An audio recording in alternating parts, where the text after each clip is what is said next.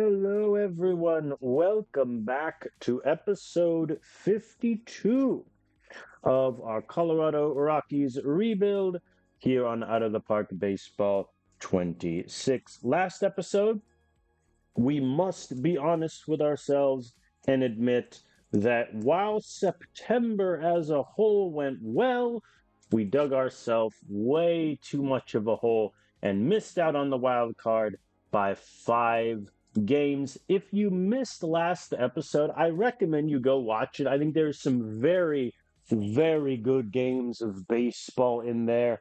But unfortunately, we did fall short and missed the playoffs. I think the stretch that killed us was to mainly here in August, where we got swept by the Diamondbacks, who were not a very good team, lost 2 out of 3 to the Cardinals, who were in that wild card hunt for a bit, and then swept by the Dodgers shortly after that. July was just not a good month for us on a fundamental level. June, I think we did okay. It was at this point where I believe I famously said that we were going to come back and make the wild card spot. It did not happen. But nonetheless, I think we did okay down the stretch. It was just too little too late, would be my official statement. We also ran into the Seattle Mariners, just buzzsaw of an offense that has Lizardo Montez, the greatest hitter since Babe Ruth, who has had 56 plus homers in 3 straight seasons, except the season where he was hurt. Look at this guy. What the heck? Anyway, so we missed the playoffs. And if you look at our stats page, I think it becomes glaringly obvious why we missed the playoffs. We were worst in the National League in starter ERA, fourth worst in bullpen ERA, dead last in defensive efficiency, second to last in zone rating. So I think the starting pitching, especially our defensive lack of good defense, I should say, pretty much doomed us. Offensively, I mean, we did pretty good. We were second in runs, second in on base percentage, first in OPS, fourth in home runs, sixth in steals. So I think our offense did well. The pitching just did not carry us through. I talked about some changes we were going to make going through. First things first, Ezekiel Tovar, we picked up his team option, so he's going to make $23 million. He essentially missed all of last season due to a torn PCL. I'm waiting to do a fresh scouting report on him until he gets back. And then really, we'll see on what a contract extension for him will look like. If I tried to do it now, he wants 7 years, 162 million, which, if we're being honest, for like a top end catcher who's worth, about 4 WAR a season, that's pretty cheap. I think the 7 years is a bit shaky, but in terms of AAV, you'll pay that in a heartbeat. So we did execute the team option to keep him around. We did, to make room on the 40 man, just some quick housekeeping notes. We did waive some players that were picked up by other teams. Chase Dollander, who, was a good starter for us in 2027. He gets hurt. We move him to the bullpen. It doesn't work out. He kind of fell out of playing time for us. He did well in AAA last season, though. We waived him, and the Braves picked him up to be a reliever for them. So best of luck to him there. Also waived was Jose Fleury, who we kind of had this awkward role where he was a starter, he was a reliever. What are we going to do with him? He wasn't particularly great at either. And eventually, after this last season, we waived him, and he got picked up by the Padres. So best of luck to him there. And then finally, Yankiel Fernandez, we elected not to bring back in arbitration and instead kind of have a clean break. I prefer to do that rather than give a player arbitration and then trade them because I think it's just not as realistic, as it were, in my opinion. So Yankiel has been let go. I think I've made a couple other moves so far this offseason that I'll talk about. This, I don't think, is one I'll regret. I think Yankiel defensively, -9 zone rating and right with only a .7 arm just isn't good. Um, he did have 20 homers last year and I think acquitted himself well, but the Ks were also insane. He had two essentially season long injuries in the past 3 years. So I think it is a good opportunity for a fresh start. Interestingly enough, his contract demand is more than we would have had to pay him in arbitration. Now, let me look. Now, let us discuss a trade that was made. Luigi Casilla, who was on our opening day roster as a starter, and oh boy, did that not go well. And then we moved him to long relief, and I think if we're being honest with ourselves, he did really well in long relief. 13 innings, he allowed 8 hits, 3 earned runs, 10 walks, which is a bit, but 12 Ks also.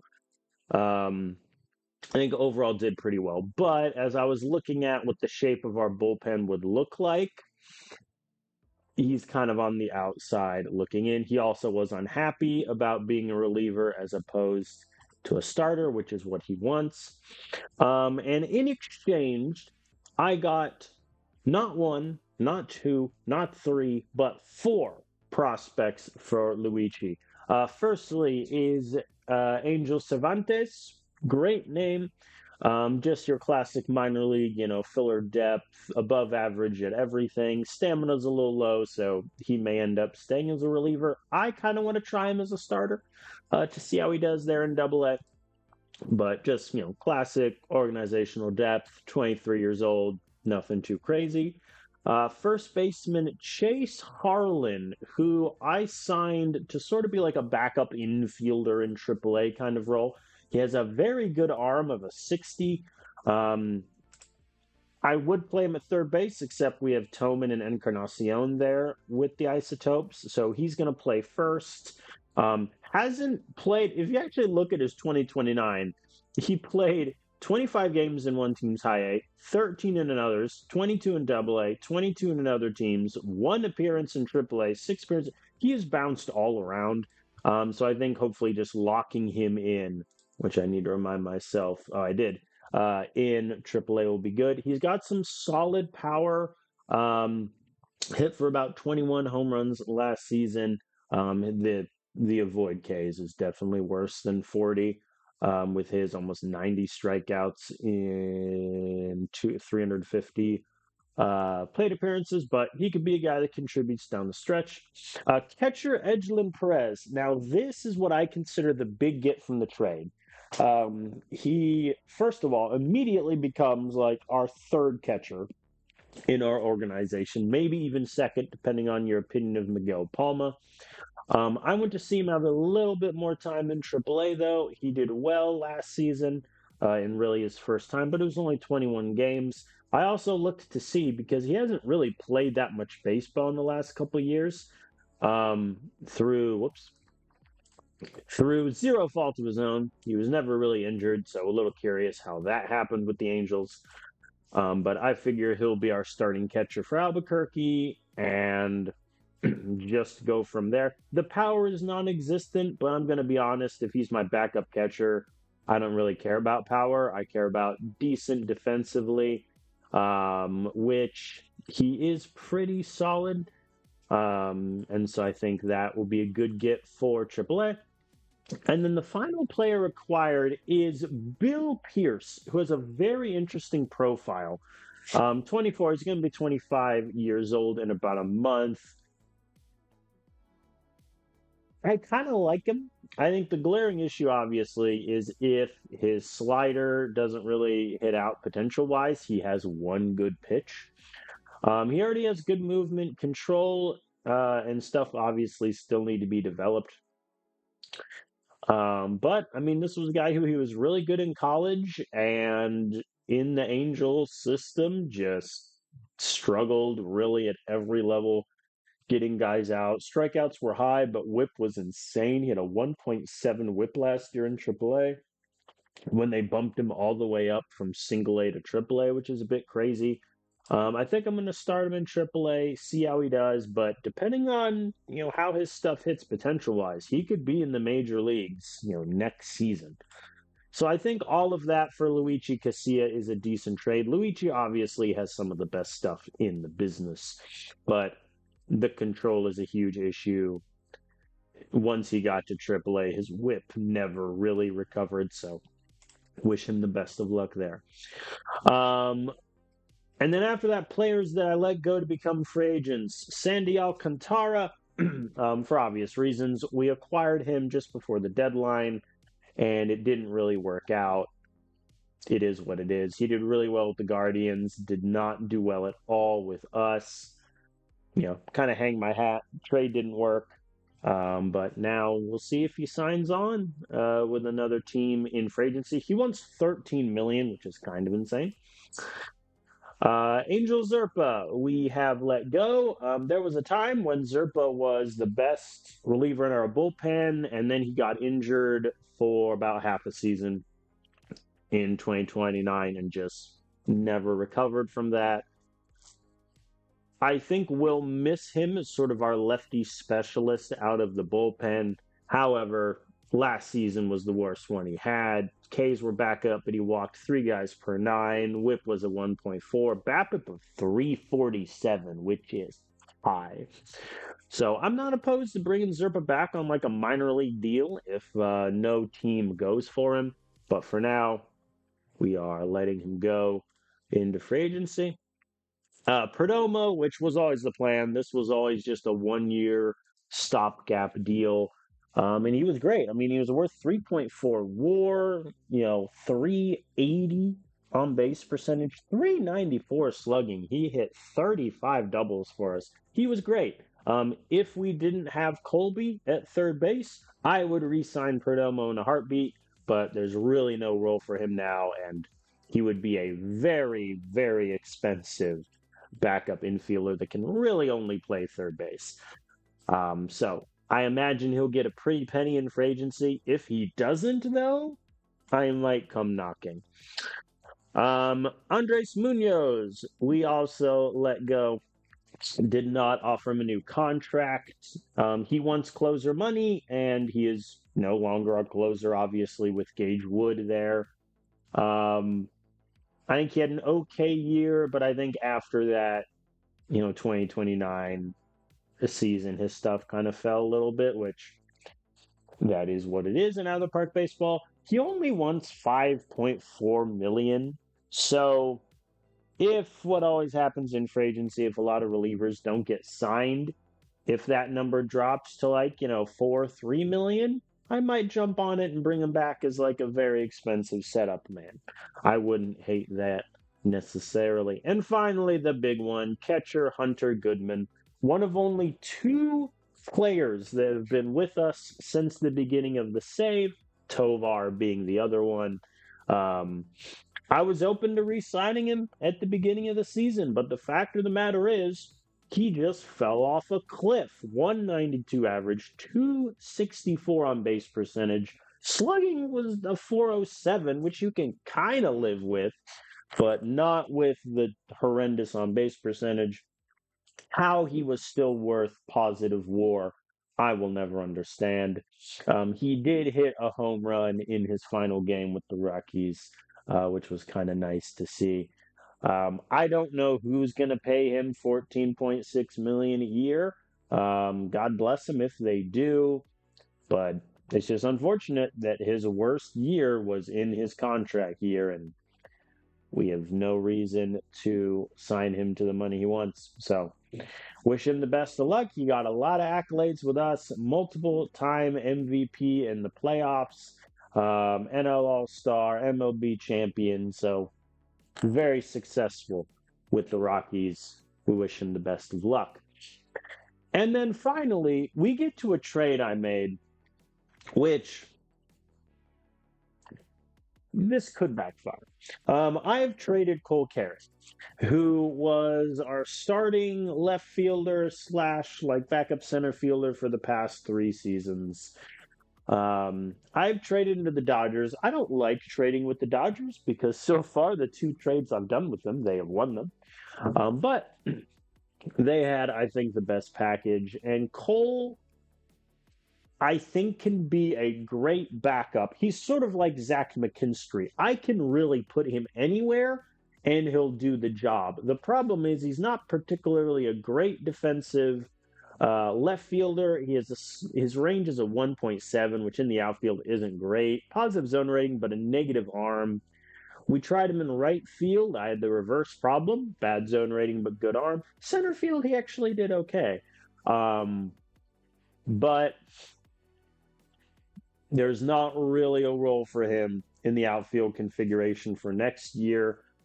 He also had the unfortunate scouting report where his contact just kept dropping and never really increased. He had career lows in on base percentage, average last season.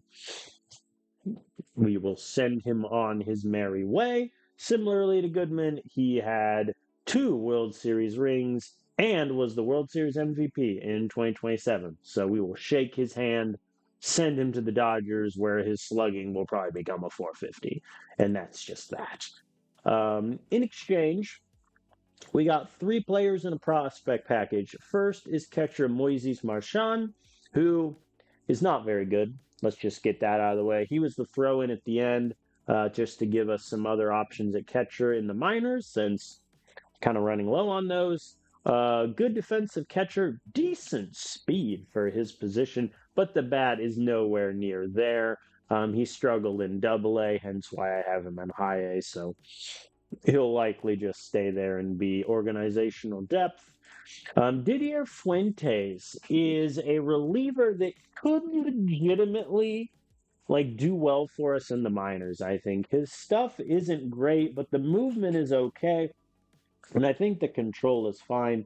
Obviously, the 1.5, 1.6 whip is slightly terrifying. However, he got a start for Colombia 2 years ago and pitched 6 shutout innings.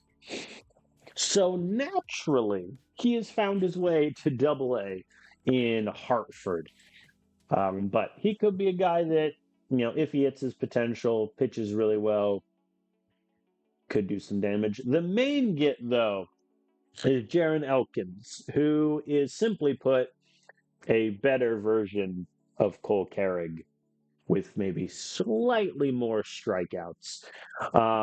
He is really solid defensively. The Dodgers played him mainly in left and right in AAA. He had a very good zone rating, good range, negative arm though in left, which isn't nothing. But the bat clearly plays. I mean, he had 356 on base percentage, 467 slugging last year in AAA. I think he becomes that sort of top AAA outfielder knocking on the door of the majors. So I think, honestly, if the trade was just, Carried for Elkins, it's probably a win for us. But getting a couple extra prospects helps out also. So those are the moves that we have made. At the moment, this is what our lineup looks like. Jason Dominguez, I am just moving to right field. I can't do it with him in center. I can't do it another year. His zone rating dropped to a negative 13, and for the first time in his career, he had a negative arm. Can't do it. He's playing in right field. James Trontos is going to be our left fielder. I think if he's ever going to have a role with this team, he needs to get starting reps sooner rather than later. I think trading Cole Carrig does open the door for Triantos to take that left field spot. Obviously, the 80 avoid case is great. The contact is great. Problem is, he doesn't have a lot of power. He had 6 home runs last year in 247 plate appearances. That could be something to look at. Hal Yulee, obviously, at second. Condon at first. Colby Turner is going to be our starting third baseman. I see zero reason why he shouldn't. If you combine his numbers with us and the Braves last year, he would have hit about 26 home runs, only struck out about 77 times, and had 3.6 WAR. That'll play. Um, I think the big glaring issue is very simply he never walks. He had 17 total walks last year. Defensively, we tried him at short for a little bit, keeping Perdomo at third. That did not work in the slightest. And third base, I think, is more his speed, barely a positive zone rating, and okay range. So I think that is where he will sit for us. TAN is going to stay our DH. However, I think he's on a lot shorter of a leash than he had after we traded Nolan Shanuel last year. The power, I think, is real. 13 home runs. He had a couple of triples, 430 slugging. I'll take that. What I can't take is a 306 on base, negative WAR player. He can't really play in the outfield. Negative zone rating, negative arm and right. Horrendous zone rating, okay arm and left. It's just, if he's not a DH for us, it's not really a role for him. But he's only 25 years old. We'll see how that plays. Tovar obviously is going to return from his lung injury and take short. And then Dario is going to be our catcher. Halfway through the season, I thought we were doomed because Hunter Goodman was the worst hitter in baseball and Dario wasn't that far behind. However, if you look at his monthly splits, he became the starter in August and then September. And that's when he got his most at bats and he crushed it. Like he had a 960 OPS in September, a 525 slugging. He did great. I think if we can get that, we'll be in business. And he's just now arbitration eligible, so we need to find out if he's going to be worth that investment. He is also a much better defender than Hunter Goodman was. And so, in our lineup at the moment, we have no center fielder. That is the one offensive position of need, I think. The backups we have sorted. Miguel Palma is going to be our backup catcher. Travis Castell and Ronier Hernandez are competing for one backup infield spot. Ashley Andahar is certainly going to be in the mix after he was our starting shortstop because Tovar got hurt. Backup outfield is a complete throw him to the wolves competition. Alan Ford, who got injured last season for a bit, but still I think has a really good bat for us. Could take like a DH opportunities or be a backup. Christian Aguilares, who has soared through the minor league ranks. He's really good defensively, good speed. I see him more as like a swing backup outfielder. That's where our lineup's at. I think our really only need is a center fielder. Pitching. So I'll take a drink.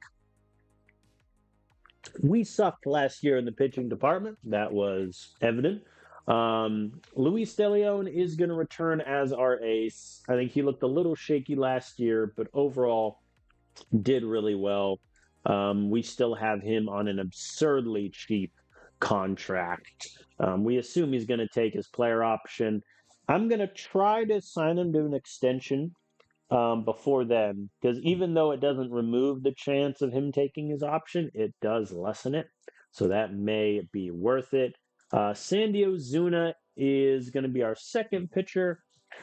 It wasn't always pretty in his rookie year. He got 0 Rookie of the Year votes, by the way.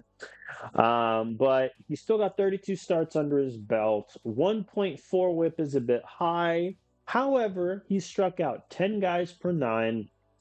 And if you look at his monthly splits, he finished the year very strong in August and September compared to the start of the year where I thought about sending him back to AAA. So I think there's a lot of upside with Sandy. He's only 24. so he's still very young. I'm optimistic. Who I'm not optimistic about is Herrera, who, it must be said, went from being, an okay starter to, oh my God, what happened, sir, in this stretch in July and August, where his ERA was like a combined 16 in those 2 months. But he locked it down near the end. I do think we're coming up to the end of his time with us, where the stuff I think still kind of plays. I mean, 1.27 whip, walks were down compared to the season before, but he's never going to be a huge strikeout guy, and so he gets burned quite a bit. But overall, he got it together in September. I am, however, very apprehensive about him making it through next season. So we have two starting pitching roles completely open. Emmanuel Martinez and Shane Rademacher are not going to fill those spots. I think Shane is a really, really, really good AAA player who just doesn't have the movement. The control of a 50, I think, is probably in reality a bit lower based on his home runs and the whip, but that is what it is. Emmanuel Martinez, I imagine I'm going to move to the bullpen at some point next season. I think the control just is too low. The stuff definitely plays, but he had a 3.11 BABIP, 1.5 whip last year, so I think we will move him to the bullpen at some point. At the moment, our bullpen is fine, but pretty unproven. Gagewood, obviously, closer. He's locked it down. Um, Castillo did really well and then got hit around a bit in August and September. 150 whip, 376 BABIP's a bit scary. I think he will have to earn it through spring training. Fidel locked in, 2.73 ERA, 9 cat. Just put him in there. Luis Castellum and Griffin Jacks both return. I think they were our best overall relievers last season. Griffin Jacks gave me 86 innings at 35 years old. What a legend. And then AJ Russell, who I'm going to give him the long relief job, man. I mean, 45 innings isn't the biggest sample, especially for a long reliever, but 1.37 whip. The K's were a little shaky. I think, unfortunately, they were really good, and then he just struck out no one in his last like 5 or 6 appearances, which really brought that number down. But I like his stuff. Ideally, if we can work on that control, we'll be in business. And so we currently have 6 members of a bullpen. So if we can add 2 or 3 more guys to that, I think we'll be in a good place. Really quick, let me talk development lab. So of the 8 players in there, I have 5 pitchers, 3 offensive players. Andahar, I'm trying to make learn a new position. What annoys me, in my opinion, about the development lab is I can't, like, for example, I can't choose the new position I want him to work on. I can't choose which pitch I want Ruben Nunez to work on as a secondary pitch improvement. I wish I could choose those things because my idea is if Andahar can learn third base, we're set in the infield. He is, however, currently frustrated with where he's at, which, whatever. Colby Turner, we're working on plate discipline for obvious reasons. He never walks. He struck out, 77 times in about that many starts. So if we could work on that, would be great. Luis DeLeon, improving his control. He has 45 control. He walked, he's still walking about 3.5 guys a game. I'd like to fix that. AJ Russell, improve his control. Like I said before, Fidel increases movement just to boost that up a little bit more as he's going to step into a bigger role next season. And then Kevin Teskey, who was our second round pick in last year's draft. I started him in AA, which I think, to be blunt, was a little ambitious. He only pitched 19 innings worth and had a 220 whip and a 463 BABIP, which is a little terrifying. But I mean, his stuff will play. I think we just need to work on that control a bit. He's going to start in Double A again. There's no real reason for me to demote him because his ratings in the Texas League look like this. He should be fine. So he is going to work on his control. Ruben Nunez is going to work on improving his slider as he works his way through high A again. And then finally, Christian Aguilera is working on gap power. If he's going to have a consistent role, we're going to need to replace some of the power that we lost with Yankel Fernandez and Cole Carrig, both no longer being in the outfield. So, at the moment, though, almost everyone is frustrated, and only Tesaki and Luis De Leon are excelling. So, yeah, that was sort of a 30-minute long recap.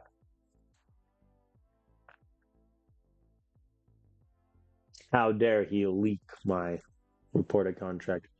All right, so let's talk free agents at the moment. In terms of WAR lost, we have lost 8.7 WAR from last year's team, which is insane.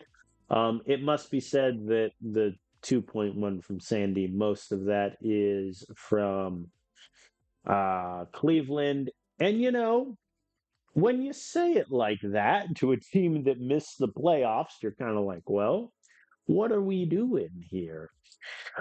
So that, isn't nothing. Zerpa, I think, will be able to upgrade fairly easily. Same thing with Munoz. Cole Carrig, I think we can kind of replace with Chantos and maybe Christian. Perdomo, I mean, he just had a great year. Did gotta toss your hand at that. So let's talk about free agency. At the moment, I have 13.5 million left to spend. I currently have 5 offers out. All of them are to pitchers. Firstly, I have a minor league deal with a major league option to starting pitcher Ben Brown, who in reality is a reliever, but don't tell him that. He's got good stuff. Movement and control are a little shaky, I think. He's allowing a lot of home runs, a lot of walks. But K's were up last year with the Phillies. I sort of view him as a reliever. If you look at his role splits, his ERA was a little bit better, but he was still giving up a hit per inning in an earned run every 2.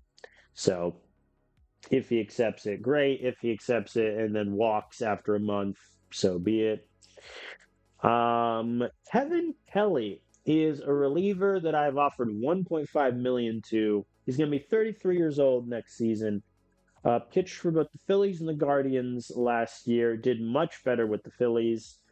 Got popped a little bit, it looks like, against the Royals. I like him. I mean, the stuff isn't great, but he's got really good control. Movement is solid.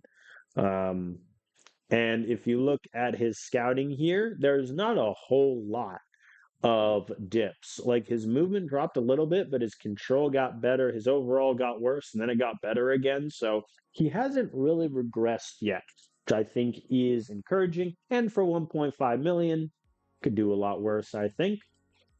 But now let's get to some of the more expensive options. Luis Castillo, still going strong, 37 years young, pitched for both New York teams last season, did pretty well.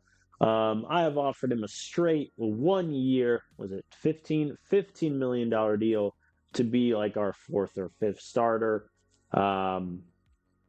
Essentially copy and paste what I just got saying for Kelly, the reliever with Castillo. The control, I think, will play.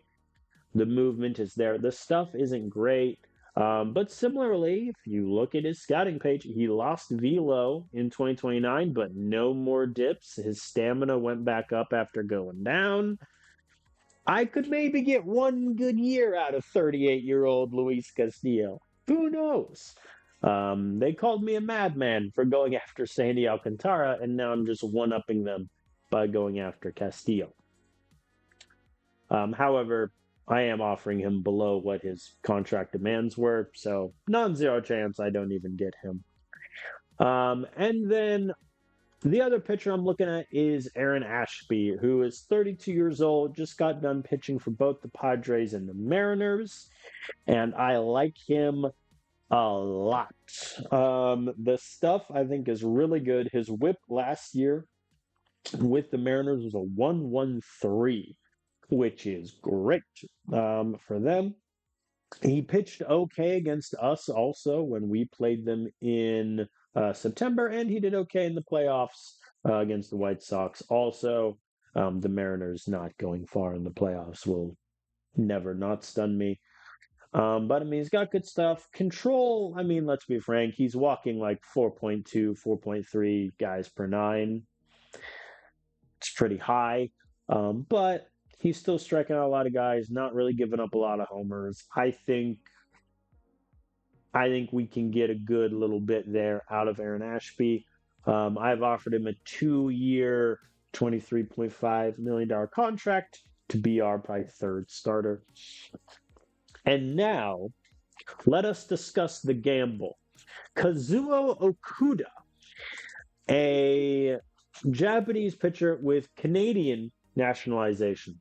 Um, the OSA rating for him is average, and he has 70 overall potential with max stuff and solid control and great movement. I'll take a gamble on that. My scouting on him is low, and his stuff and his movement is worse, which tells me that his movement, at the very least, is closer to what OSA says it is than my guy says. I have a scout looking at him. Hopefully, I'll get that soon. But I've offered him a 4-year, $45 million contract. Because why not? Look at him. Even if the stuff is, let's say, 5 to 10 worse than it really is, and the controls like 5 worse, I mean, he's going to be like the best setup man in baseball for that amount of time. You can get a lot of wins from that. Velocity wise, he's flirting in the high 90s, maybe 100s potentially. I like it. We'll see if my scout agrees. You will notice no center fielder signings. After I mentioned how we needed a center fielder, the reason for that is simple and obvious. There's no real like center fielders available. Like Parker Meadows is available for 14 million. He might be like the best defensive center field option out there. I am tempted to go in for him. The best I would say outfielder available is Corbin Carroll. He wants 40 million. Obviously, we can't afford that. Same with Dylan Cruz, who wants 45 million. The best, however, free agent available is Jackson Holliday, who the Baltimore Orioles just let walk. As you do. One of these days, it won't scroll back when I sort like this. But not today. Is Jackson Holliday? They let him walk. It's about as that's all I got. He wants 56 million a year, which is insane. We would have to essentially trade our top. I think we'd have to trade Hao-Yu Lee, Jason Dominguez, and Luis De Leon to be able to afford him. So, yeah, we will not be in on the Jackson Holiday sweepstakes. It must be said. So I think I'm still looking at Parker Meadows to maybe be like a really good defensive center fielder. He does have a negative arm in game, which if you watch him play in real life will make no sense to you. But his zone rating is spectacular and his range is solid. So I think Parker Meadows will be one to keep an eye on. He does want 6 years. I have no interest in that. So it would have to be pretty far into free agency if Parker is willing to want a lower estimate. So at the moment, I think we're just going to advance forward a little bit. And oh yeah, I still have my scout looking at a lot of the international free agents. Ooh, all right. Fresh scouting report on Tian. His gap dropped by 5. It's fine. Could be worse. Could be better. Could be worse. All right, trade proposal from the Dodgers. They want Travis Castell. I mean, I'm going to be honest. I'm not opposed to moving off of Travis in the off season. Problem is, I think he can develop into a really good hitter, but he's completely blocked for playing time because we have Condon at first for years to come and Howie Lee at second for even longer. And even if Howie Lee becomes our DH, Castell is not a great defensive second baseman. What do they want to give me? Kendall George. I don't want Kendall George. I mean, sure, he's a speed demon and pretty good defensive center fielder, but the bat isn't really there. I could just have him be our starting center fielder and we ride off into the sunset. Steve Henley, no. I reject this trade. Well, first I'll clear it so it doesn't pop up again, then I'll reject it. The Marlins, oh boy. They want Griffin Jacks and they want me to pay for almost all of his contract. I don't think I want to do that. I do not need another third baseman in AAA. I do not need a terrible relief prospect, and I do not need a slightly better, but still terrible relief prospect. Oh, the trade offer expired. Fair enough. Here's a hypothetical question. What would other teams offer me for Castell? Just straight up. Mm.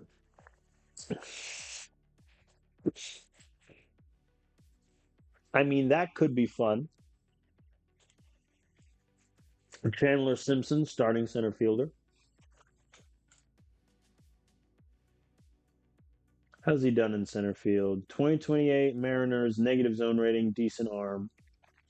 2029, really bad zone rating, really bad arm.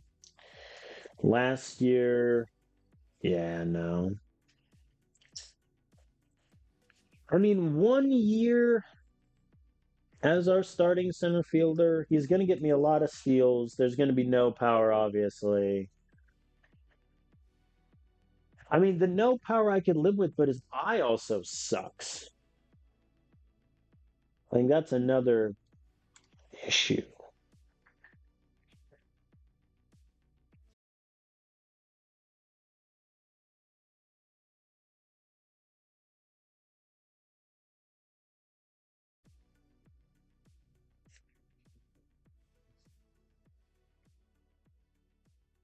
There we go.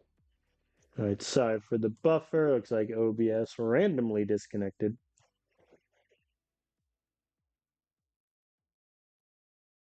Okay, we're back up. We're good. As I was saying, Alexander, first of all, he has a great name. I really wish he wasn't on the 40 man and thus making money this year.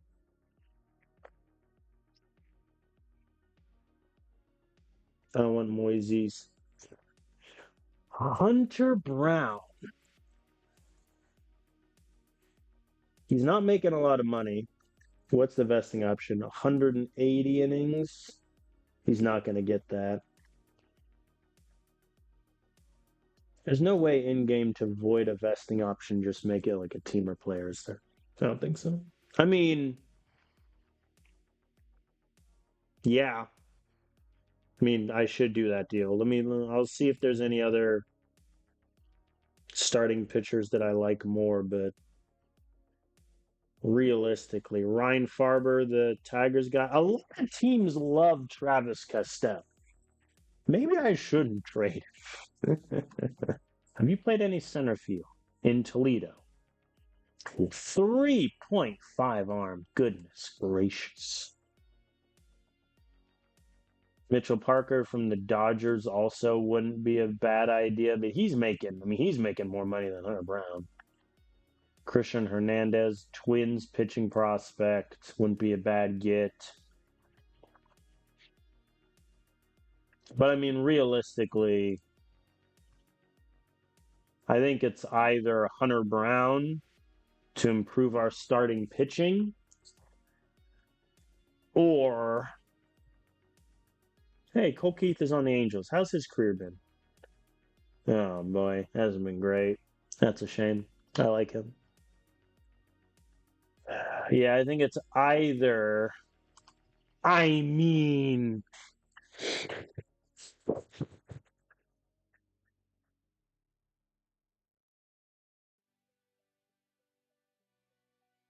well, this is a conundrum. All right, so first we need to decide Max Clark versus Ryan Farber. Who do I like more? Keep in mind, Max Clark is making a fortune more. He's also a year younger, which is hilarious. So Max is going to get me more power. He's going to be, I assume Max Clark is still amazing defensively in this game. Damn, he's not. I really want to talk with someone from the Park Baseball about how they work out defensive stuff. I mean, Max Clark would immediately solve the center field issue, but in terms of his batting ratings, he is essentially Cole Carrig, who I just traded.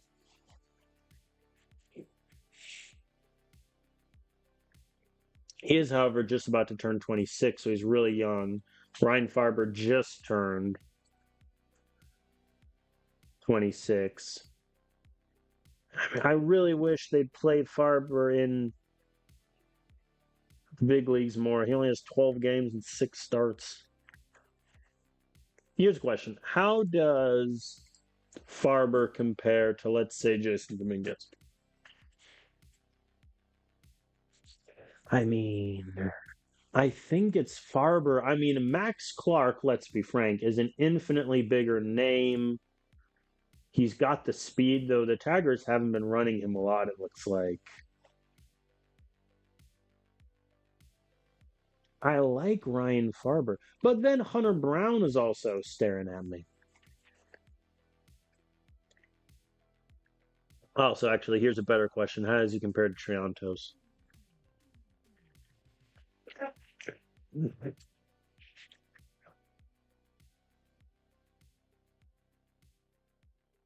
Yeah.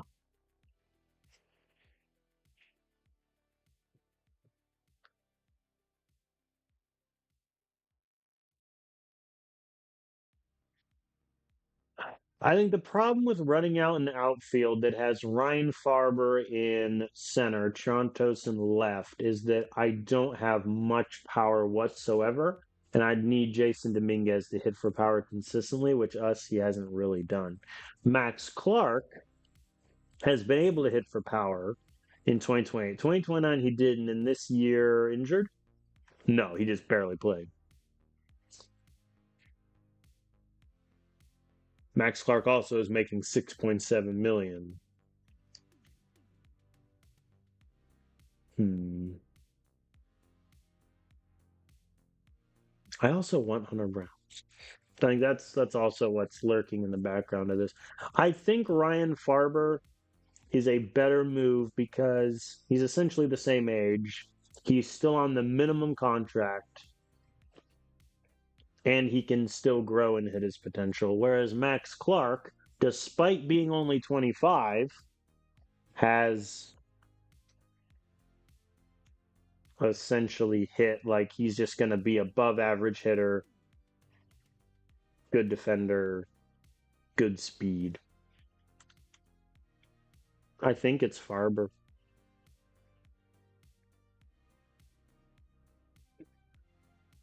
And the problem is I have another outfielder, like I have Triantos, who essentially is Farber. If this ends up with me just taking Hunter Brown, I'm gonna cry.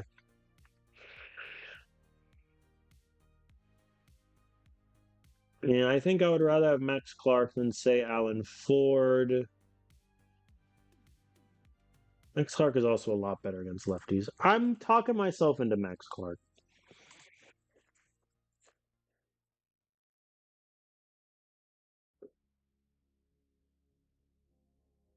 He immediately solves our need at center field. And we have outfielders like Reinfarber.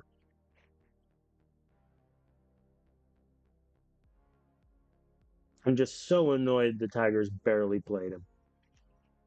I could try to get them both. Let's just see how well that conversation goes.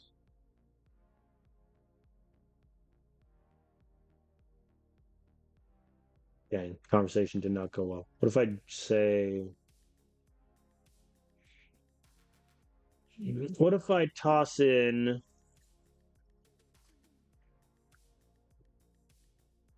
what if I toss in Alan Ford? Nah. Hmm.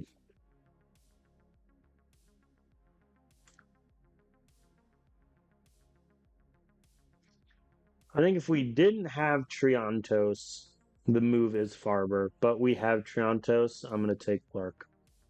Done. Done.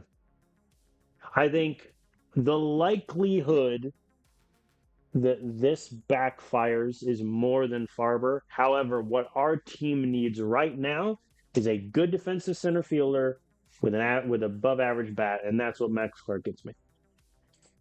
I think that is my official story. Travis Castell, I think, could legitimately come a good hitter. But the problem is the path to playing time with us is completely blocked by Condon and How You Lee. And so I will send him to Detroit. He was a Rule 5 draft pick also. So he is off. And then Max Clark is coming to Colorado. Is he going to hate Coors Field with the passion of 1,000 suns? Probably. It's fine. All right. Well, that is our center field issue solved. Now the question becomes, does he hit leadoff? Because I really like Jason Dominguez as a leadoff man, which is really all that he did last year. But I think right now, put him in at ninth and then figure that out. So that's our outfield set. Trontos, Clark, Dominguez as starters. Probably Christian Aguilar as a backup. Alan Ford in the wings. TNDH. That opens up the path for Roynier Hernandez to be our backup sort of second baseman. And then Andahar backing up there. I don't mind that. Now, let's see if I can acquire Hunter Brown. Famous last words. What they want for him?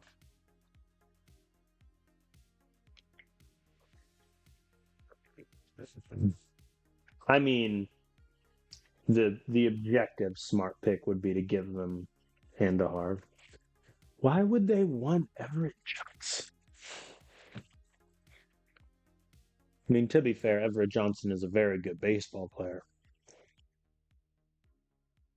So I kind of get it.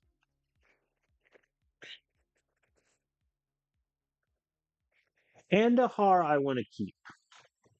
I don't really want to trade him because I do legitimately think that if we don't sign Tovar to a contract extension, Andahar is our future at shortstop. I don't want to give up Aguilera, so I don't obviously want to trade Max Clark. Luis De Leon's a no. Everett Johnson's a maybe. Dario's a no. Nunez, no. Ozuna, no. Do I want to trade AJ Russell? I don't think I want to trade our first round, the first ever draft pick we made.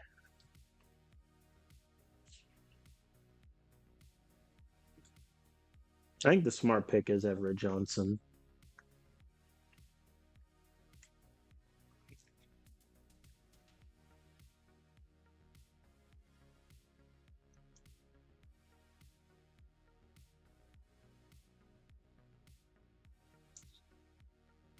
Here's a question. Will they retain any money? Because I kind of need them to.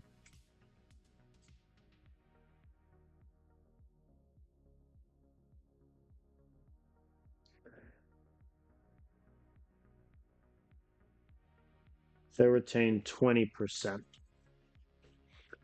You want to also give me like uh, this guy, Mike Cardona? Dang. Okay, never mind. Yeah, I think we do the deal. Done. I think Everett Johnson could, become a pretty, average outfielder for us. However, Hunter Brown is just like right now probably our second or third best pitcher. So I'll take that. All right. So now, though, I have a decision to make with regards to the free agent signings that I currently have pending. I think I'm going to have Hunter Brown as our second starter, Ozuna 3. So now the question becomes I'm essentially out of money. Yeah, I think one of Luis Castillo or Aaron Ashby, I need to withdraw the offer. Castillo is probably the correct decision. Like he is going to be 38 years old next season. 15 million is a lot, whereas Aaron Ashby is 6 years younger, 2-year deal that's on the cheap. I might honestly just wait and see if either of them demand more money, then I can just simply not give it to them. And I think we'll be okay. It's my official statement. All right, fresh scouting report on Gastelum. Ooh, that's bad. His stuff dropped and his potential velo dropped. That's fine. Ooh, all right. Scouting report on Roynier, who, I mean, if he's gonna be one of our backup infielders. His potential and his current contact. Or no, excuse me, his current contact went down. His potential went up, which is fair. His average was a 167 in 10 starts in AAA. All right, are we done with the international amateurs yet? We got two more, and then we can focus solely on Okuda.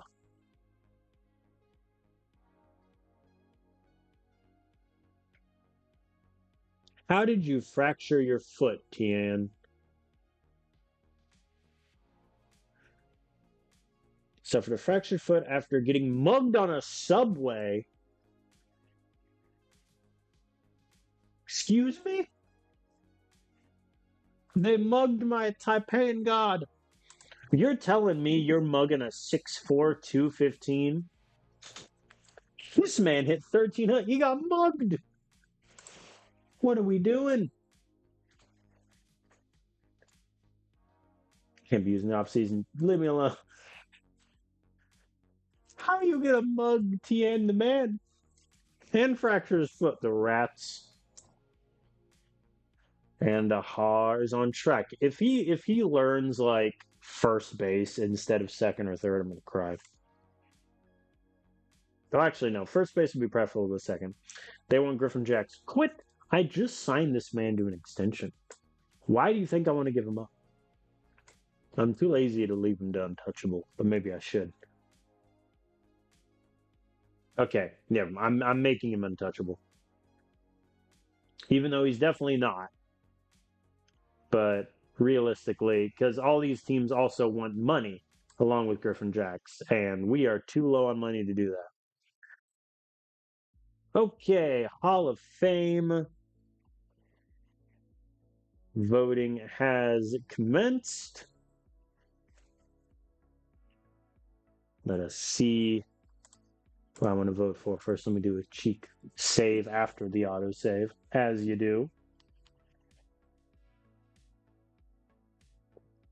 I still can't get over the fact that my DH got mugged and fractured his foot. All right, Hall of Fame voting. First things first. Anyone get absurdly close last time? David Price was at 69%. Joey Votto, 65. Imagine losing Joey Votto. Adam Rainwright, 69. Okay. So, Jose Abreu, Hall of Famer, probably not. Carlos Carrasco, I would say no. I'm going to keep voting Curtis Granderson, one of my favorite players of all time. Completely shameless bias. Charlie Morton, current Tigers legend, obviously.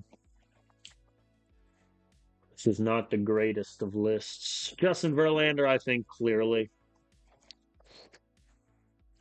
I'll give a vote to Carlos Santana just to see if he doesn't get cut in the first year. Who else do I want? Charlie Blackmon. Listen, it's a Rockies save. Put him on there, obviously. Hey, remember when I signed Jose Abreu? Listen, I thought Jose Abreu would crush in Coors Field, and I was right. Okay, I then immediately traded him to the Mariners where he sucked. But let the record show I was right. You know what? Screw it. Put him in the Hall.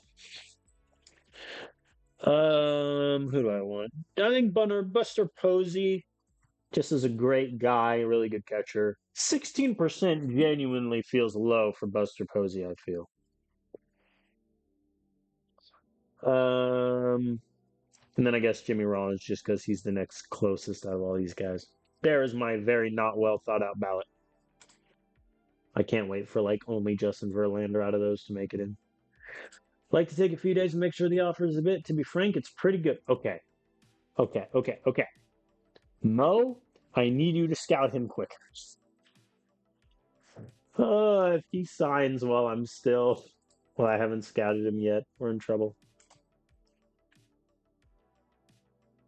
The Braves offered him a better package. I think I'm going to wait. I don't know if I want to afford to wait, though. God, I feel like he's going to be really good.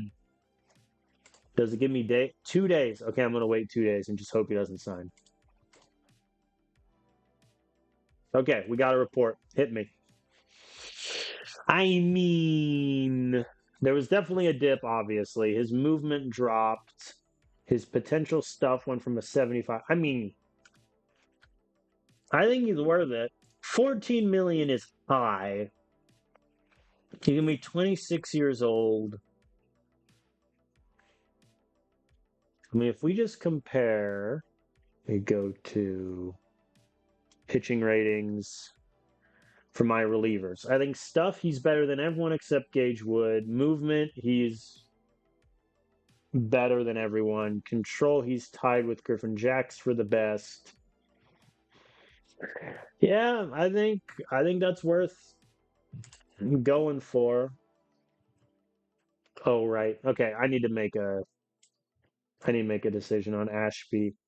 Whoops, on Ashby versus Castillo. Because I need the money.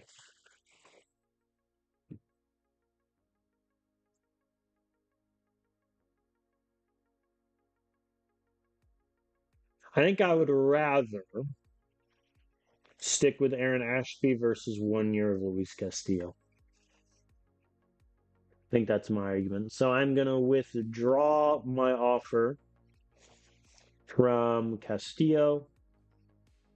That way, Okuda. Do I need to advance before it goes? I need to advance before it goes into effect. Don't you sign. Don't you sign with the Braves. I was worried there. Okay, Kevin, relax. All right, Aaron Ashby likes my offer. Ben Brown likes it. Lottery results, the Angels get the first pick. The Rangers move up from 13 to 4. Good on them. To be fair, I did shortchange Kevin, so can I really be mad?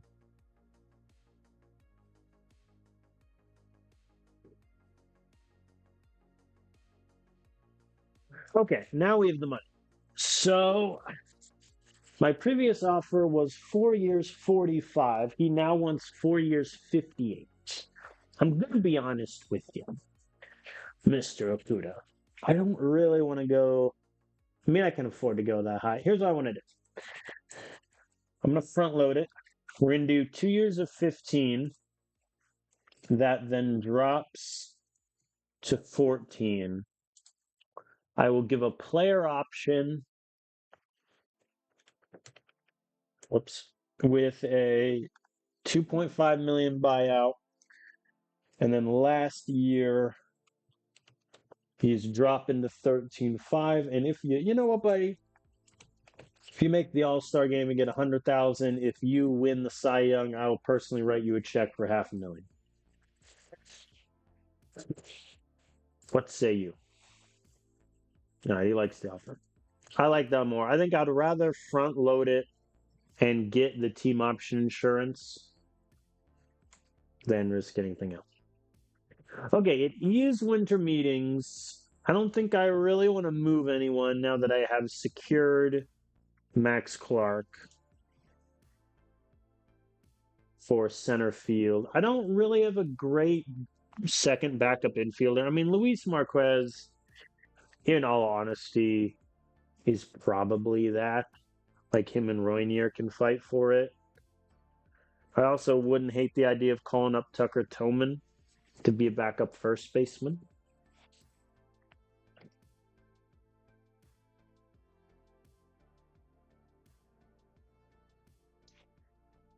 Pitching staff, I don't think I'm going to move anyone. I'll see. Are there any suitors for Shane? I doubt it. And if there are, it's going to be insane contracts. Yep, there we are. Why would they want to trade Jack Brannigan? Like, he gets on base. Sure, his slugging isn't great, but he's also phenomenal defensively. Yeah. Should we get Sean Bouchard back? Very roundabout way. No one wants just prospects, do they? Nah. I want to keep Emmanuel. I think right now I'm gonna make the executive decision, just make Emmanuel a reliever and see how that plays in spring training. Okuda. Have a few days, think it over. All right, so we have his favorite offer. All right, so Ben Brown, Okuda, and Aaron Ashbell favor my offer. Kevin Kelly wants more money, which I think is honestly fine. What does he want? He wants 3.2.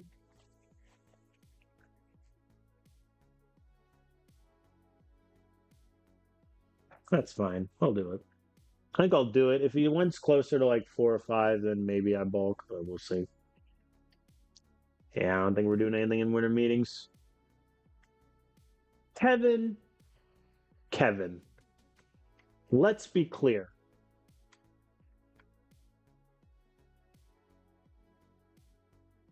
I'll give him 3.8. That's my final offer. Oh boy. Anyone signed yet? Oh no.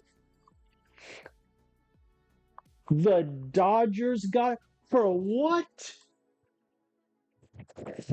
His demand was 56 million a year. He goes to the Dodgers for less than 39. We're never winning the NL West ever again. It's just not happening.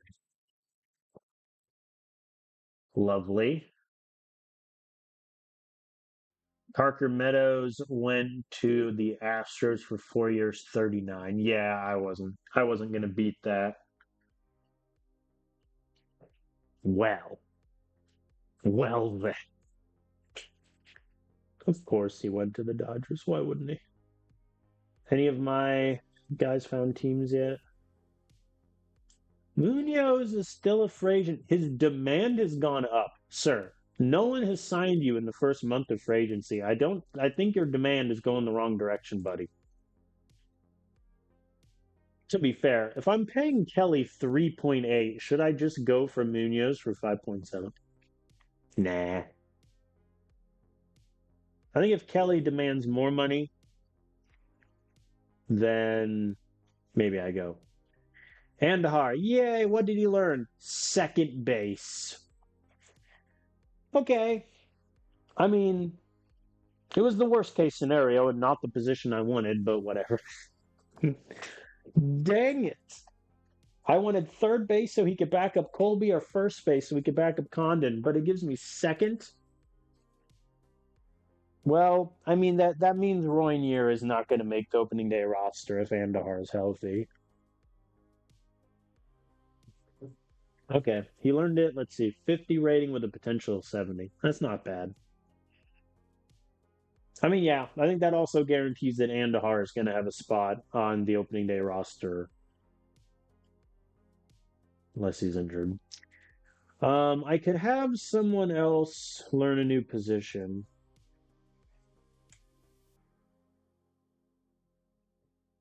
Roinier doesn't really have the arm for third, which is what gives me pause.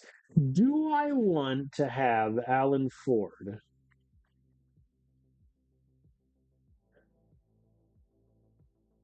try to learn an infield position? I don't think I do. I talked myself out of that almost immediately.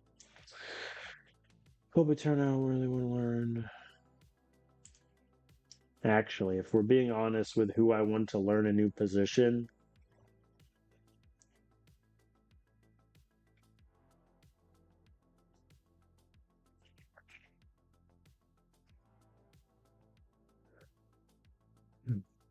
it might be Tucker Tillman. Will it even let me because of time? Nah, won't. All right. Base running fundamentals or base stealing. Oh, I can make someone quicker. Colby. Oh, he's already learning something. Can I have a guy learn two things? I don't want to risk it. Um, who do I want to get a little quicker? Trontos is fine. Honestly, can I have an injured player go into Velma Lab? Dang. All right, I'm gonna wait 4 days and then I'm gonna teach. I'm gonna try to get Tien to be quicker.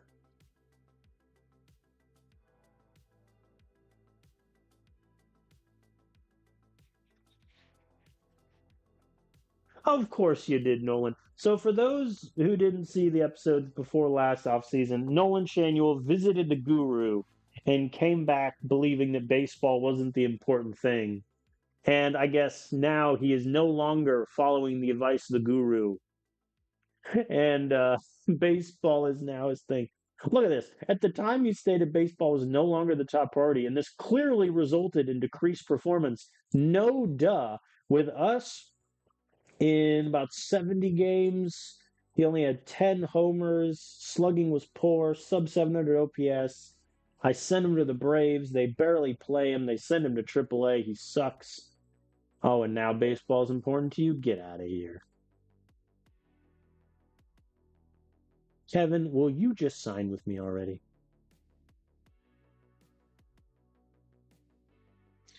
All right. It's been 4 days. Let's get Tian working on. I mean, base running of 55 is fine. I want to specifically work on his base stealing. All right, I'm going to advance a week and see if I get yanked. Hey, Aaron Ashby signs. All right, so there is our rotation. That is our rotation set. It's going to be Luis De Leon as our ace, Hunter Brown our second, Sandy Ozuna third, Aaron Ashby four, Herrera five. That is objectively a better rotation than what we had last year. I think that also takes the pressure off Herrera a little bit. I'm cool with it. I like that rotation a lot. Ben Brown also signed. Yeah, I think, in all honesty, actually, hold on.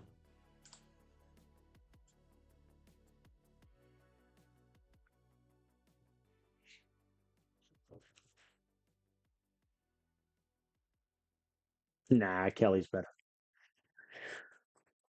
Ben Brown might just have a role in our bullpen now. Also, we are so righty heavy in our bullpen right now.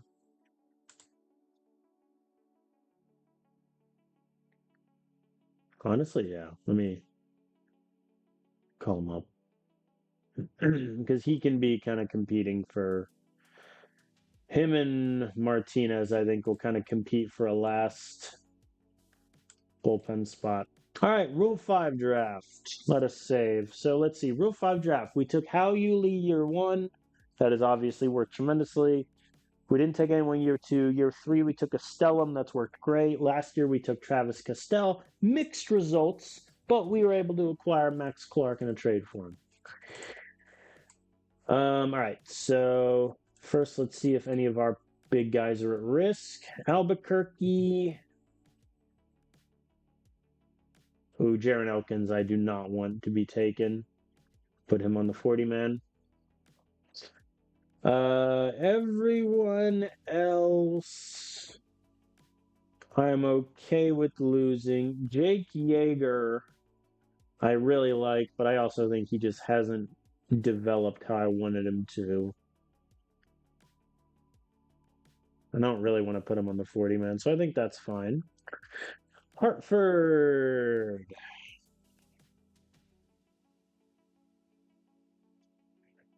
Like the whole team.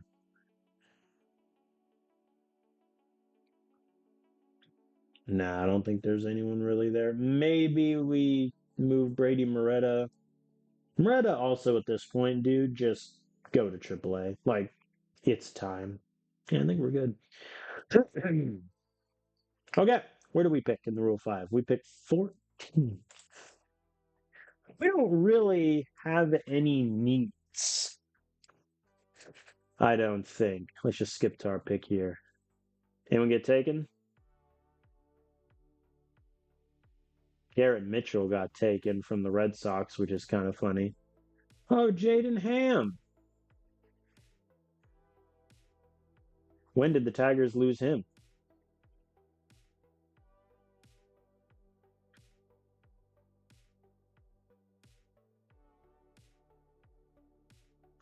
When did the Tigers lose him?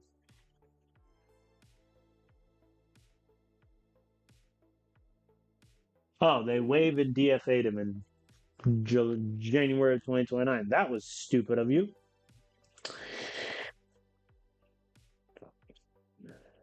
I mean, for us, we don't have really any needs.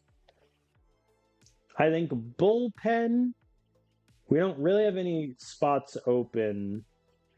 Luis Marquez also is one of the highest potential guys there. It's fine. If we're looking at just straight potential, let's take a swing. I mean, Nate looks pretty good, but he just tore his UCL. Barely played in 2030, and we don't really have a good role for that. Jimmy Huckabee, I have guys like him. In all honesty, I could look at catcher for like a backup catcher role. That might not be the worst thing in the world because Miguel Palma, I think, is good, but he's not our long-term backup catcher.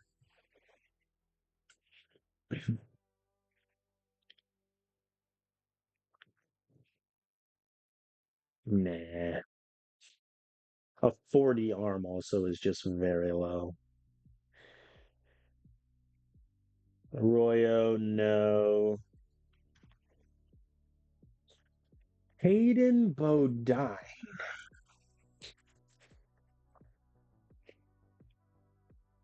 He's good defensively at catcher. AAA, he was solid. Walked 41 times in 100 games. That's not nothing. Very little power to speak of, though. Brady Moretta also just sitting there chilling. Do I like anyone's numbers better than Bodine?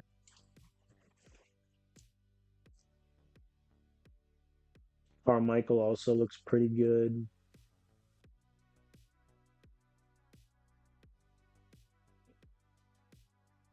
No.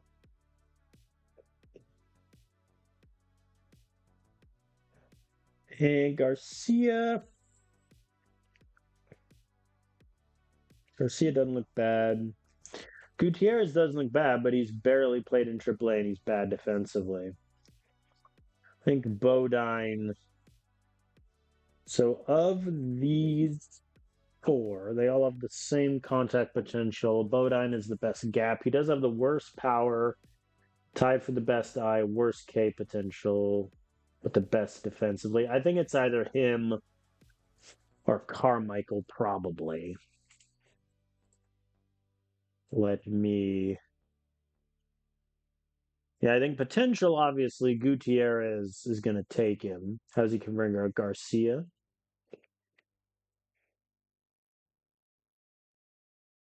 How was Garcia defensively? Fine. So I like Garcia. Do I like Garcia more than Bodine? No. I mean, against lefties, Garcia's better. I'm losing 5 gap, but I'm getting 5 wood cane, 10 more power. Much better against lefties. I think Garcia might be the pick.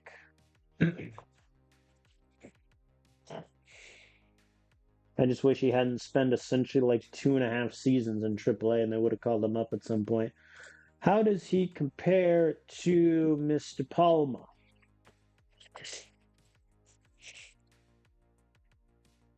He is pretty close. Palma still hasn't hit his potential yet, which is kind of crazy. Defensively speaking, yeah, Palma's arm isn't great. I think we take Garcia here. And if it doesn't work out, we'll still have Palma in AAA. We can just do that quick swap. I think we'll take Garcia. We'll get ourselves a little backup catcher. And then I think we're pretty out on everything else. I mean, as tempting as it would be to take like a 65 potential starter, we don't really need him. We could take our own guy, Ryan McPherson. You also should not be in single A. Get up to double A or something. Do I have you locked there? Oh, whoops. It's my bad. Yeah, I think we're gonna pass. Finish the rest of the draft. Hope none of our guys get taken. Anthony Murphy was taken. Okay, that's fine. Murphy goes to the Yankees. He's a solid defensive outfielder. The bat could be there. He did really well in Double A. All right. Good luck to you in the Yankees, my friend. I meant to say with the Yankees and then in the Bronx. My brain combined it to say in the Yankees. Very good.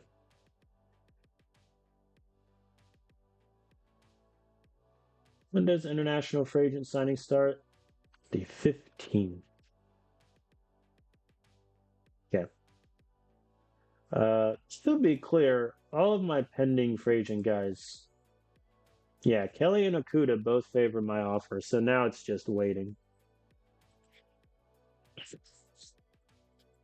Oh, Hunter Goodman signed. Where'd he go? The Mets. They gave him 3 years, 34 million, essentially. I mean, good luck to him. Look, he was the best catcher in baseball in 2027, and one of the best catchers in 2029. But just last year, didn't have it, which I think is unfortunate. Luis Castillo would want to revisit contract talks. I mean, unfortunately, dude, I'm gonna be honest. Like, we don't have a role for you. Like, really. Or do I?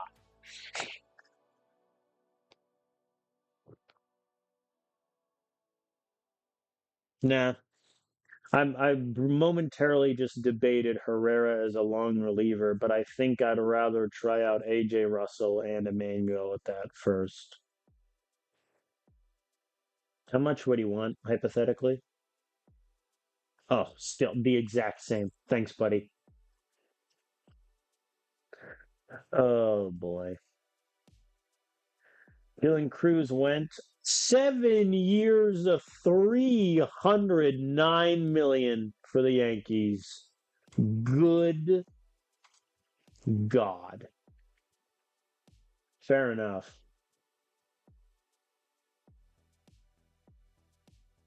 Oh, Bregman went to the Marlins. I'm so annoyed Bregman didn't retire after last season. He got like one last renaissance with the Astros, hit 24 home runs, did great, and now he's just going to the Marlins. Terrible scenes. Any admire the guy's sign? Perdomo's still a free agent. Alcantara's still a free agent. Zerpa is, and Munoz. No one's going after Munoz, man. It's looking tempting.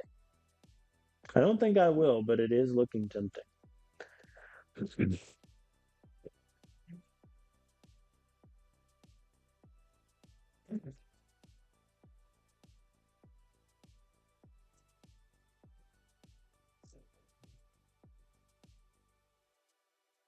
Well, there goes that. Munoz signed with the Blue Jays. How much? 3 point. You demanded 5.7 from me, and you go to Canada for 3.8. Remember, he wanted like what was it, 12 million in the contract extensions we talked about. I mean, that's rough for 3.8 million. I mean, I would have liked to get him back instead of Kelly, but so be it. Is he going to close for the Blue Jays?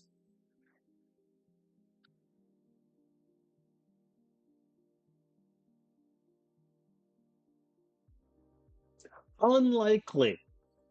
I think Jeremiah Estrada is going to be their closer for the second year.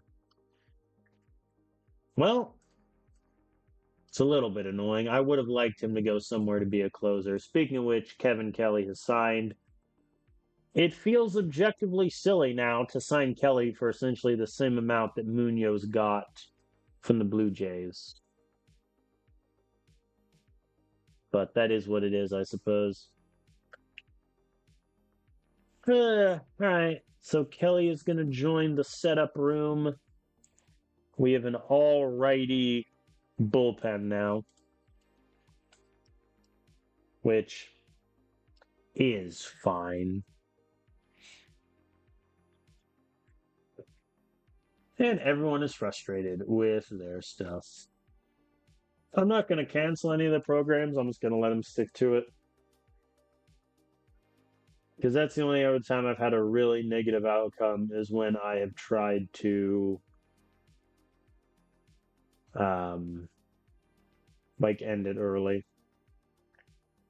Oh, Zerpa signed with the Atlanta Braves 1 year 2.6. Good for him. Now we just wait on Akuda. Hey, Tien is excelling at his base stealing drills. That's good.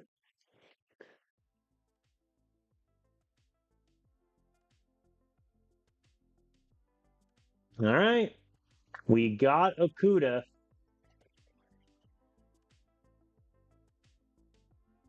Now I have a big bullpen. And it's like an all-righty bullpen also. So I think Castillo, I'm going to remove from the setup role and have him be middle reliever. Hakuda will take a setup role spot, and he'll pitch in the. I think I'll have Kelly pitch. So it's 1, 2, 3, 4, 5, 6, 7, 8. That's my bullpen. So Ben Brown is on the outside looking in, as is Emmanuel and Shane. Obviously, injuries could happen. But hey, we got Akuda. We'll see. We'll see how he plays, but expectations are high. Um, I'm gonna get a fresh scouting report on him since it's only high. Do I need one for Tovar? But I'm just still waiting on Tovar to get healthy again, man. I'm waiting.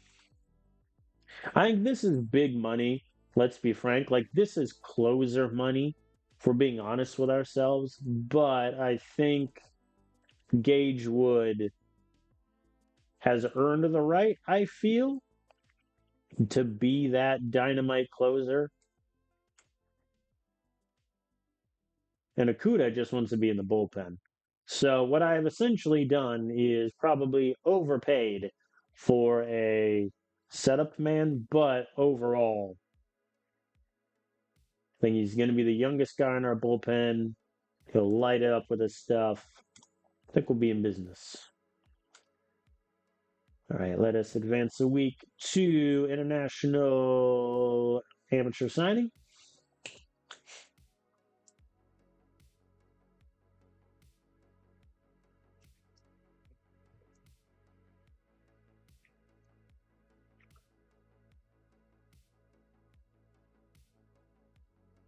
All right, potential control increased with that latest report. Very good.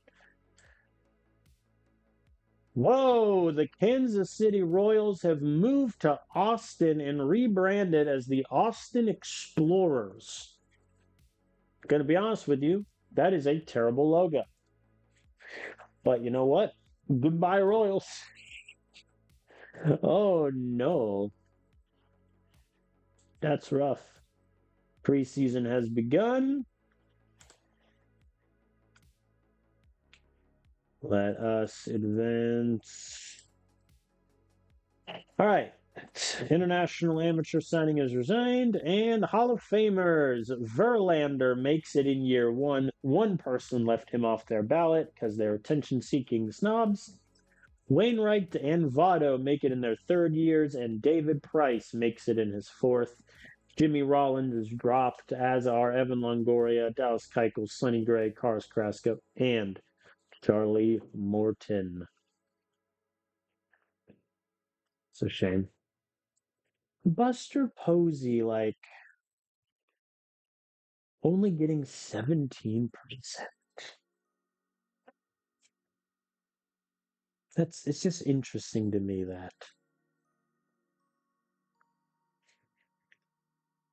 I don't know. I feel like there'd be more support for Posey. Okay, international free agent signings. So, despite the fact that I scouted these guys a bajillion times, the scouting accuracy on them is all quite low, which is very annoying.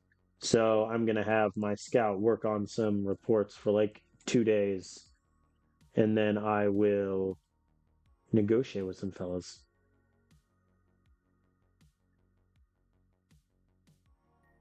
By 2 days, I mean probably like a week.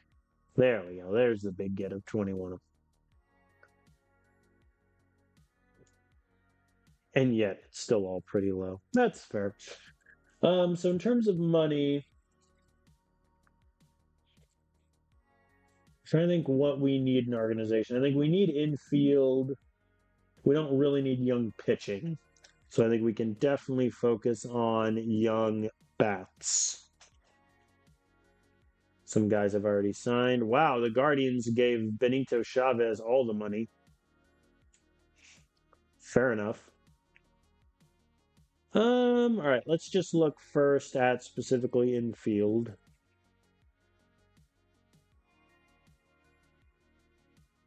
Speed I don't really care about. I like Fernandez. I mean, Alex. Oh, that's why it's low. I had OSA selected like an idiot. That makes sense. Okay. I mean, no, he might as well keep scouting them.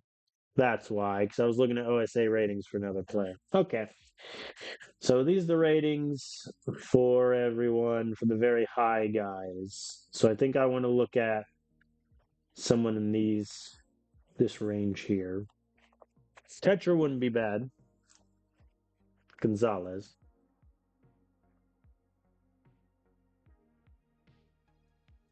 I like him. Let's offer 4.8. That is not what your demand says it is, buddy. And we have a very strong relationship also. Moisey Sandoval, I think, is another good option, but his personality class isn't good. Never mind. Yeah, I mean, Alex is pretty good. He wants 3.8. I'll do that. We'll go 3.8 for him. We'll see how some other things shake out here. What are some guys on the cheaper end of the spectrum that we know are solid?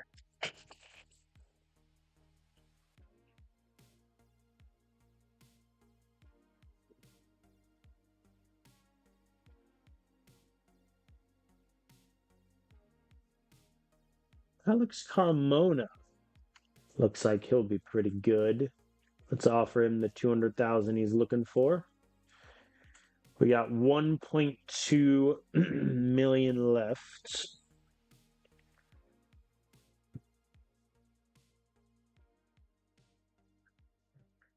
All right, I'll advance a few days.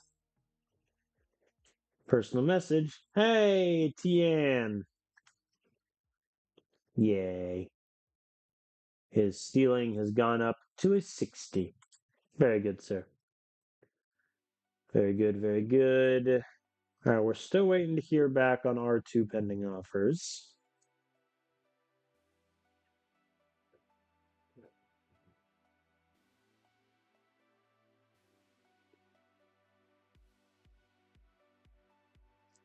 We don't have a lot of money. I'm holding on to the rest of the money in case either of my pending guys come back to me and they're like, "Hey, Carmona says it's fair."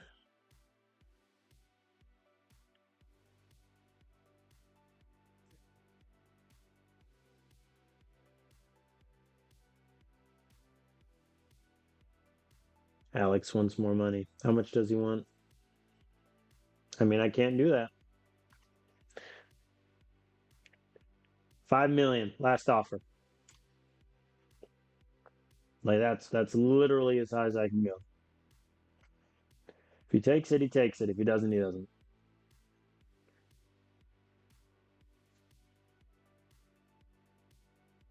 All right, he likes it. Nice. All right, we got Alex Carmona, who I think is going to be a really good reliever. We only have average rating on him, so I'll request a scouting report to get that a little higher. But I mean, he looks really solid. I'll add him to my prospect short list. And then, yep, our boy is almost done. All right, we got Alex. Okay. I think that's a big get. Even if he doesn't stick a shortstop, I think he can do second base perfectly fine. And he looks really good. I mean, his contact's going to be there. He's probably not going to hit for power, but that's okay. And that is us done for international amateurs. We have what? Yeah, 30,000 remaining, which, yeah, no one's demand is that low. For the heck of it. You want to sign for 30,000? No. Okay. Yeah, so 30,000, we're just going to take that to the bank, roll it into next year, maybe donate it to a teacher in need. All right, but yeah, we're pretty much done there. Let us advance.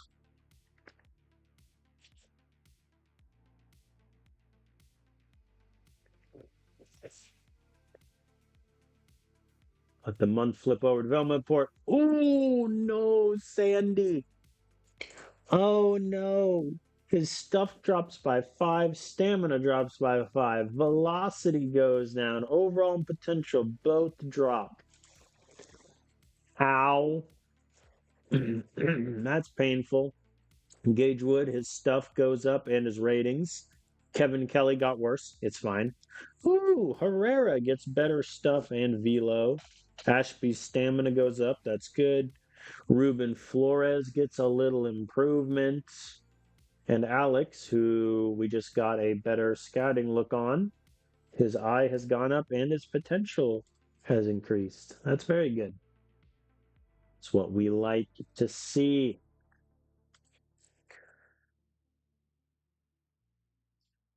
Personal message. Oh, Sandy Alcantara. Where'd he sign? Angels for $5.2 million, and they're moving him straight to the bullpen. Fair enough.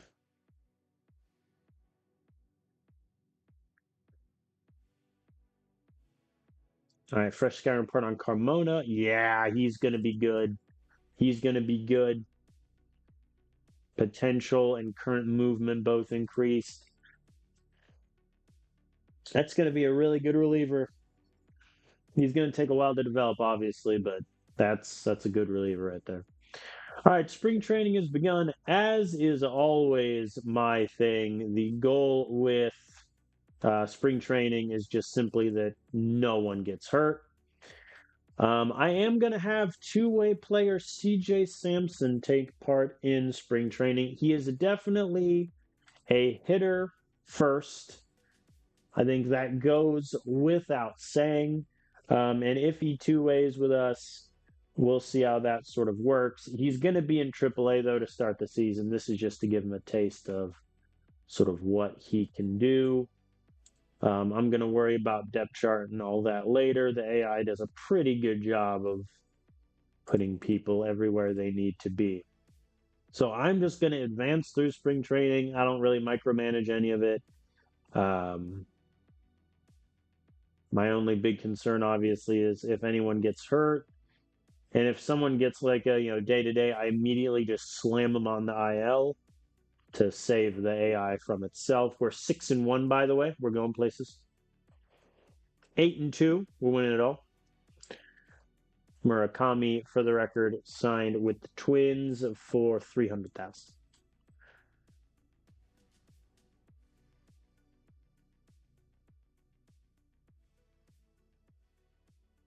Emmett Shaheen still available.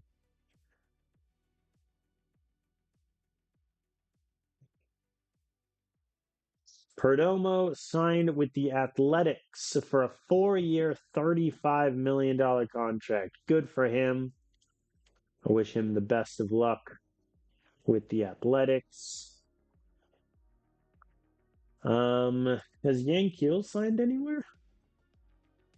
Yankees signed with the Phillies, 3-year, $16 million deal. He did not get the AAV he wanted, but he does get a long-term contract. Good for him with the Phillies.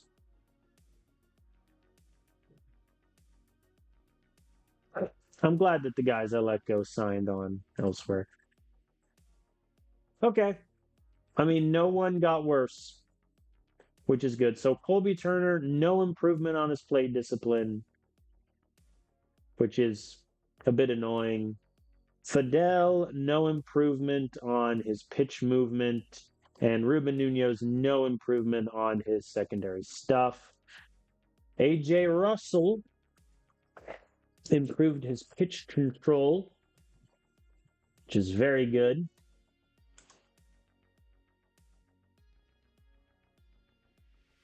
We'll see if we see anything with that for this upcoming season. Outstanding for Luis De Leon and his control. Very nice. Yeah, his control's up to a 50. Folks, we're in business. His stamina's dropped to a 35, though. Oh, boy. Kevin Tesicki, his pitch control improved. Now potential of a 50. There we go. And Christian Aguilares, his gap power improved. Very good. Very good. I think obviously the downer there is Colby Turner not working on his plate discipline.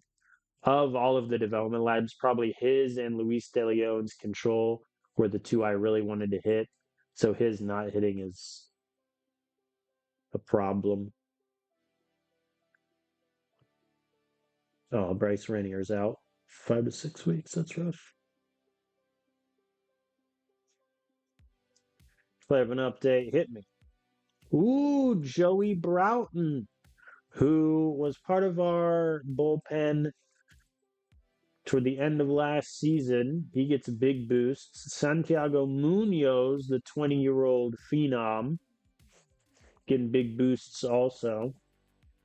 Jake Yeager improves. Encarnacion got worse. Okay, I think I can officially say, just hand on my heart, that I kind of lost this trade. I mean, Matt Chachik, did well with the Red Sox in 23 innings with them last season. CJ Kafis barely played. Looks like he bounced up and down through the minors, but still, like, Encarnacion just has not been done how we wanted him to. Willie Esperanza increases. Let's go. Let's go. Very good. Carlos Meyer, he gets a little improvement also. Very good. Looking good. Looking good so far. When's our first games? The 27th. We open home against the Nationals. All right. So far, no one has been injured with 2 weeks left to go in spring training.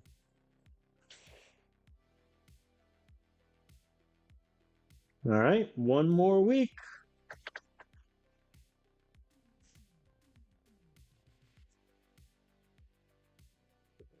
Tovar. Oh, yeah, right. Hold on. I wanted to get a fresh scouting report on Tovar since he's back from his injury now. Right. All right. Anyone else hurt? No one else is hurt. Tovar, his injury will fix itself, so we're okay. All right, Tovar. Come on. I mean, he didn't take that much of a hit. His current potential eye gets better. His overall rating does drop due to the injury, but other than that, I mean, he's still Tovar. That's really good.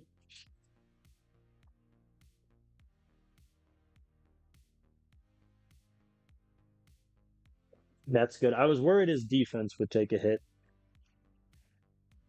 but it does not look like it has. All right, season expectation reach the playoffs, which I intend to. Preseason prediction for the NL West. We are projected to go 82 and 80, which it looks like is good enough for the last wild card spot with these projections. Top hitters, we're not projected to have any top hitters or top pitchers. Cool. Oh boy. All right, who's playing in the international games? It's Padres versus Cardinals in the international series. And the Cardinals won 2-0. That is perfect. I should just advance the week. This was a lot of unnecessary clicking. Okay, so first thing to do, I am going to reset fatigue on everyone and morale on everyone, as it is a new season, and that's just a house rule I like to do. Okay, let's trim the team. Let's get this sorted. So catcher, I think we're going to go with Garcia as our backup. Miguel Palma, I think, is going to start in AAA, which is unfair to him. I think he's a really solid catcher, but I think we're going to go with Garcia. Also, a couple guys now are only high for scouting accuracy, so let me just request scouting reports on them. Okay, so in terms of our lineup, Max Clark hitting ninth feels harsh. But also,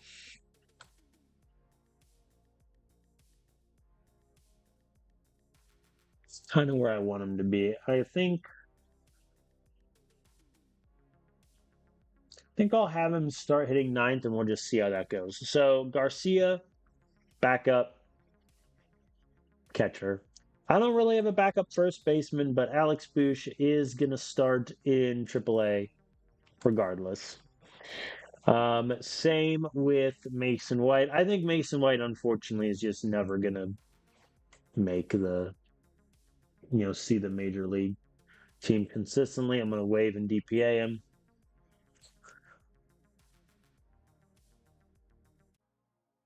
Okay, and then CJ Sampson How do you do in AAA? Hitting. Not great. And I can't see how he did pitching wise, can I? No. All right. Yeah, but either way, CJ Sampson is going to start in AAA, and I think he's just going to stay there as a two-way guy.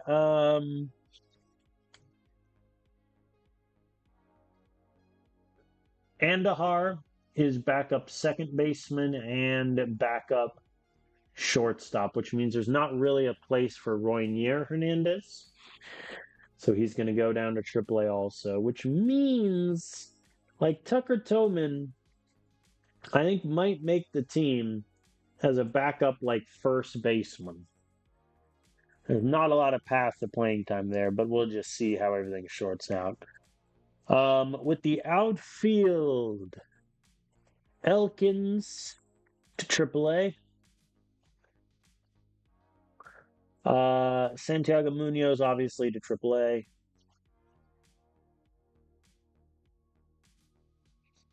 So that leaves me with two backup outfielder, two backup infield. So I have to cut six pitchers. One, two, three. Okay, cool. Oh, I can only cut five. Jeez. All right. Carlos, obviously going back down to AAA. Joey Broughton, I think, is going to be with the big league team at some point this season. Ooh, he has to clear waivers. He might not clear waivers.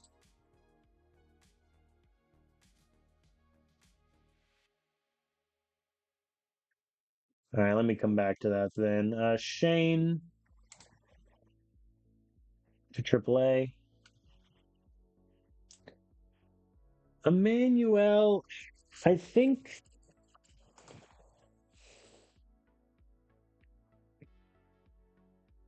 How do they compare? Emmanuel, better stuff potential, better stuff against lefties also. Yeah, I think AJ Russell I'm gonna have starting AAA. I think Emmanuel is gonna make the team as a long reliever.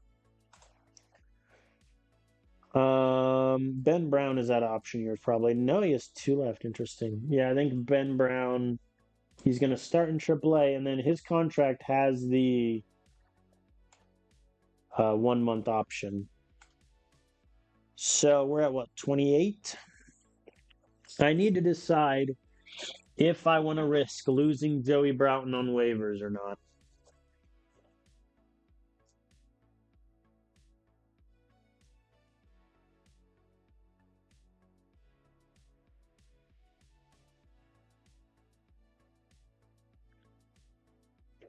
I don't think I want to do it. Oh, they extended Chase Burns. Good for them. I don't think I really want to, but on the other hand, like, does that mean Castillo gets sent down? Because Castillo has 3 option years left, but like,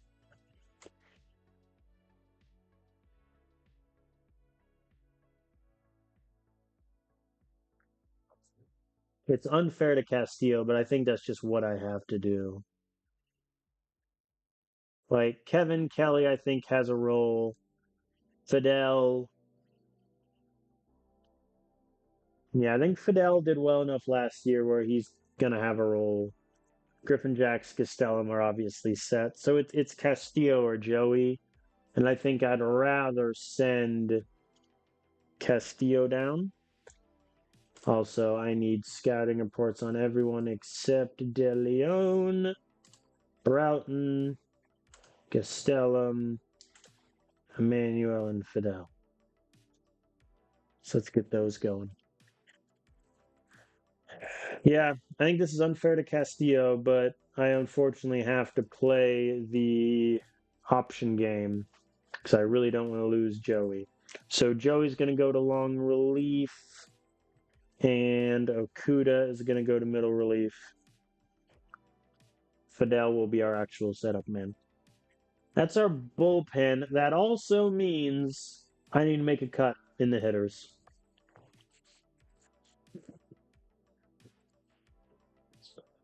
And I think really it's I think Tucker Toman at this point needs to get at bats.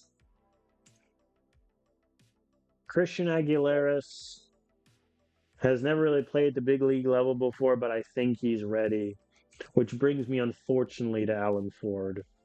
And I think it just has to be him. All right, so that's the team. Let me look really quick at AAA. So AAA, we have pitchers for days. Bullpen, we're a little light. Catching, we're good.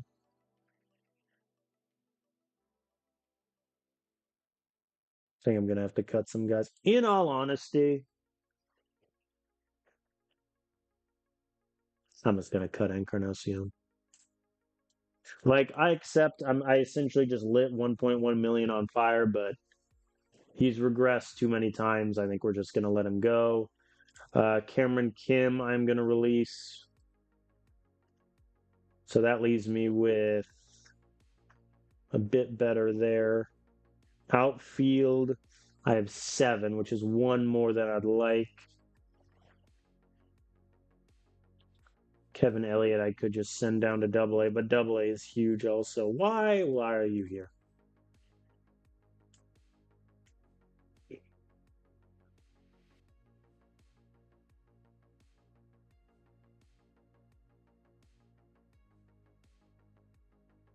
I'll take a look at some of this and move guys if I feel like I need to. Like I may need some new relievers on the docket. Gindra is still out, man. That's so frustrating. Oh boy. All right, but yeah, I think that is our team. I think that's where we're at. Let me really quickly save here. So in terms of team positional rankings, Dario is the 26th rated catcher, Condon 18th first base, Howie Lee 9th rated second baseman, Colby Turner 5th third baseman, Tovar, who again essentially missed all of last season, 6th ranked shortstop, Drontos 12th left fielder, Max Clark 8th center fielder, Dominguez 10th right fielder, Luis De Leon 15th starter, Akuda 4th reliever, and Gagewood 13th closer. I like it. Team chemistry wise, we have 2 leaders, Griffin Jackson, Colby Turner. Tien is outspoken, and Okuda is unmotivated, which is kind of rough, but that is what it is. I think overall a successful offseason. I think acquiring Hunter Brown through trade and Aaron Ashby through free agency are big upgrades over what we had last year. I think Max Clark, great defensive center fielder, solid bat also. That frees up Jason Dominguez to go to right field where he'll be very strong.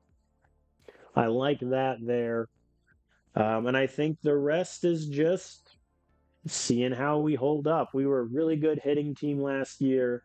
I think it's going to be the pitching to see what we can do in this NL West. So let me advance to our opening day. Bunch of scouting reports have come in. I will look at those next episode.